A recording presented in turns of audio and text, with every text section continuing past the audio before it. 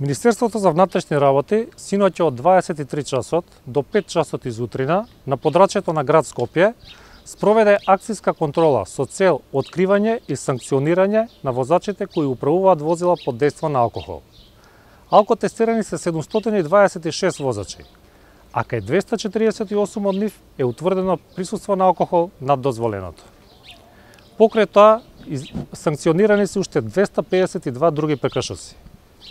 Министерството за внатрешни работи и во наредниот период ќе презема вакви акцијски контроли и активности со цел да се стави ред во сообраќајот. Набавени се нови 80 дрегери, односно апарати за проверка на алкохол кај возачите. Во оваа прилика сакам да упатам уште еден апел до граѓаните, односно до учесниците во сообраќајот, да ги почитуваат сообраќајните правила, се со цел да ја зголемиме безбедноста на патиштата.